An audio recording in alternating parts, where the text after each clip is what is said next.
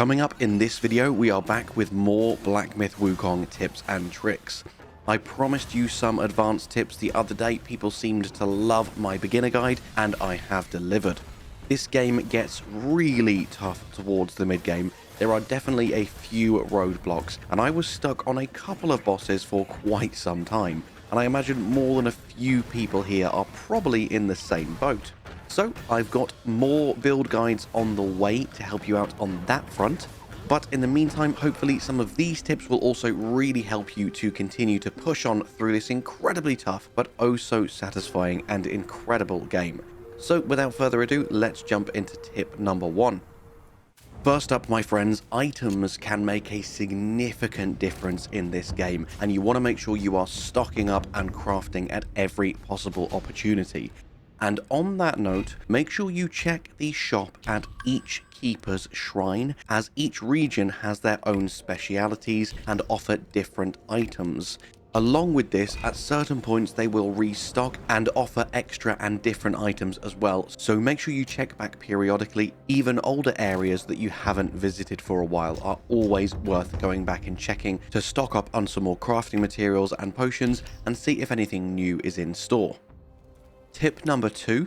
If you see a normal enemy, but they are glowing blue and they're super powerful in comparison to how tough they usually are, this is because if you take down this enemy, they will leave behind a lingering spirit when they die, and you can capture this in your Gourd, allowing you to take this with you to a keeper's shrine and upgrade it as you would the boss souls. These spirits tend to be weaker on average, though some of them are hidden sleeper hits and are actually really powerful. And what's great about these normal enemy spirits is that they tend to be cheaper to use, so you can use them far more frequently, and their passive buffs are quite varied, and some of them you'll find fit your current build really well and really enhance your strengths. So do your best to always take down these glowing blue enemies whenever you see them, to add their spirits to your toolbox, and then you can swap them out and switch between them whenever the need arises. Following on directly from tip 2, talking of the souls that these enemies leave behind, as well as the glowing green balls of will that you see floating around. Both of these items will refill your Gourd's health charges when you collect them, and for this reason it is very useful sometimes to remember their locations but not grab them immediately, because they can fuel long expeditions without the need to rest and therefore respawn all of your enemies. Please note that the glowing green balls of will only restore 1 Gourd charge, whereas the souls of these blue enemies, including bosses, will completely refill every single Gourd charge back to maximum again.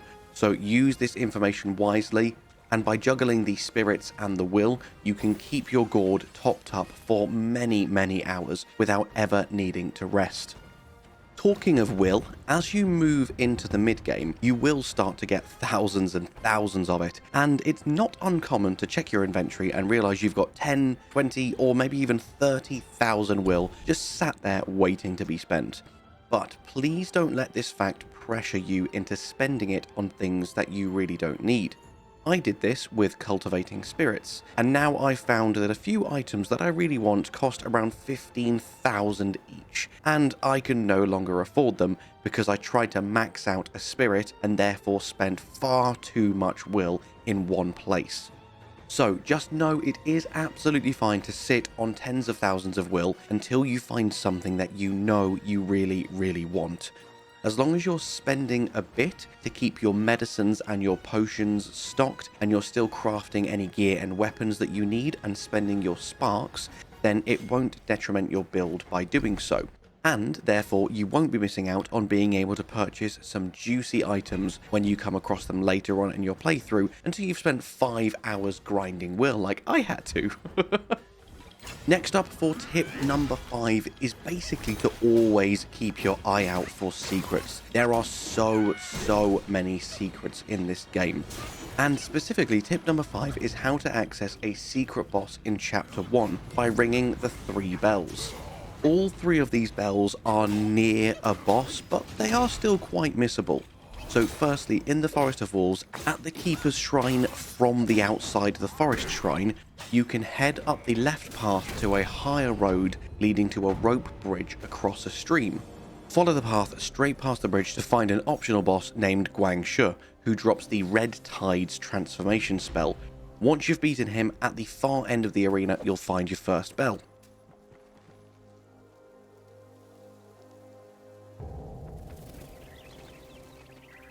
Next up, at the Bamboo Grove Keeper's Shrine, at the end of the Snake Trail area before reaching the Marsh of the White Mists, you'll face another boss called Guang Mao, who can summon snakes to attack you.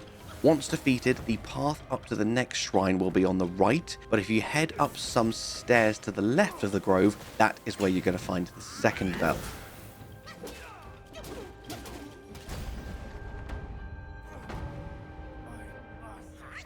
And finally, keep making your way along the main path, and eventually you will come to another boss that you have to defeat, called the White-clad Noble. Once you've beaten him, look for a path off to the left instead of heading straight ahead into Blackwind Cave, and you'll find a large plaza past the marsh where several wolves are sitting in front of a wolf who's been hung from a tree. Just beyond them is the final bell.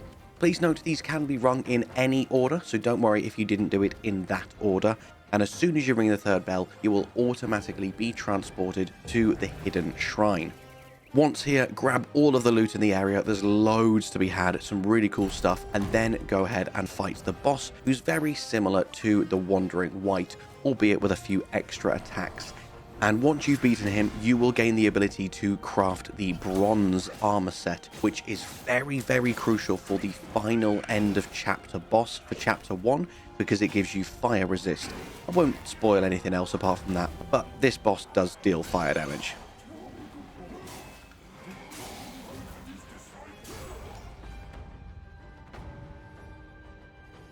As we just mentioned the Wandering Wight, talking of this boss, make sure you defeat him before taking out Elder Jinchi at the Secret Temple.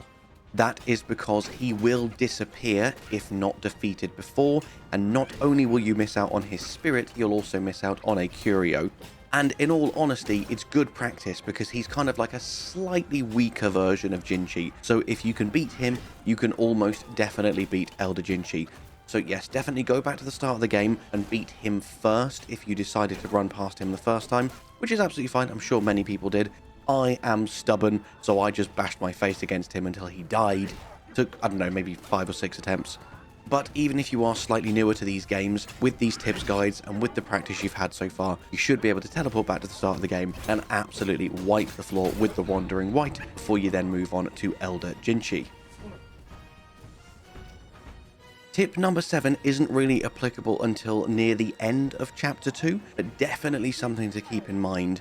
As you start to unlock more and more NPC vendors, make sure you go back and check in with them frequently. Just like with the Keeper Shrines, they will offer different and new stock throughout the game. Some of them offer very powerful and very important equipment and items, even with some of them having quest items if you are one who wants to 100% this game. So make sure you get familiar with where they are, and don't forget to go back and speak to them and buy from them frequently. And on that note, talking of where they are, if you didn't know, something that Black Myth Wukong does to help you out, when you have a look at your list of unlocked shrines, you will see a little symbol next to the ones where there is an NPC nearby, so it will indicate for you where you've found the NPCs. So at the very least, you can just go and check them shrines rather than having to go back through every single one again, which is really handy. I love that they added that into the game. I just wish there was a map, because my god, is this game confusing. Every area is like a maze. I love it, but I get lost all the damn time. Tip number 8 is all about relics. These are a very key aspect to this game's lore. You are going around collecting the 6 relics that were lost by Wukong to fully restore your power and give you back all of your godlike abilities. Now, these relics are not used automatically, and they do not do anything even once you've looted them until you interact with them. So you will want to make sure that you remember to go into your inventory and select which of the 3 buffs you would like this relic to give you. Please note 2 things. Firstly, you don't need to choose this straight away if you don't want to. Read all three options, learn your own playstyle, mull it over, and come back and lock it in later on if you're worried about making the wrong decision. And the reason I say that is because of point number 2. I don't yet know of any way to change the option on the relic that you have selected. So unlike leveling and your sparks and respecking, I believe that this is permanently locked in when you choose it. I could be wrong. This game seems very, very good at giving us tools and helping us out and being nice and beginner friendly, so there may be a way to change your relic selections later on in the game, but as of the end of chapter 2, I can't see any way to do that yet, so just bear that in mind. Tip number 9 is about photo mode. Did you know that if you hold down the right trigger, R2 on PlayStation controllers, and press the button listed in your menu for photo mode, so on the PS5 controller it's the big paddle button in the middle, this will automatically trigger photo mode without the need for you to go into the menu. It's just a quicker, easier and more fluid way of activating photo mode during gameplay. This way you don't need to use the menu and you can do it instantly. This is great for if you need to pause the game for any reason, but it's even better if you just want to capture an action shot. There is so much spectacularly awesome action in this game, and it's so high intensity with so many things to remember in the heat of battle that it can be very hard to really appreciate what you're looking at. So the next time you or an enemy does something really cool, just try and remember to hold down the corresponding button to bring up your spells menu, press whatever button it is for you to activate photo mode, and just enjoy what you're looking at. Yeah, okay, if you've got the short-term memory of a fish like I have, when you then exit out of it and go back into combat, you might be flustered for a few seconds and take a hit you didn't need to take. But trust me, it's so worth it because of how beautiful this game is and how cool it is to be able to just admire what you're seeing, even in the heat of combat. Tip number 10 is all about medicines. You have a few different types of medicines in this game, and they are very important. Please do not ignore these. Fun fact, from the various polls I've done on YouTube, I know that like me, most gamers here are hoarders, and you like to have 99 of every item by the end of the game, and you will never use any. But Wukong is really, really challenging, and some of these medicines are absolute must-haves when it comes to bosses. The majority of them specifically say lasts a long time, and it really means it. These can last the entirety of a boss fight, so it's just like a free extra boost for the entirety of that encounter. So please do not ignore these because some of them are so powerful. This goes back to a tip I had in my beginner tips about gathering everything you see around the world so that you can make sure you've always got the materials needed to craft these medicines. They can also be bought in various ways, but the most powerful ones for the most part need to be crafted, such as ones that increase your maximum health, increase your damage dealt, decrease your damage taken. There's some insanely powerful mortal medicines out there. So always keep checking what you can craft, what materials you need, and keep a nice healthy supply of your 4 favorites on hand at all times. And that is it for my top 10 advanced tips for Black Myth Wukong. Please let me know what guides you would like to see next. I've already got loads in the pipeline, but I'm curious what you specifically would like the most help on. And with that, my friends, all that's left for me to say is thank you so much for watching. I hope you have an amazing day, and I'll see you in the next one. Bye-bye.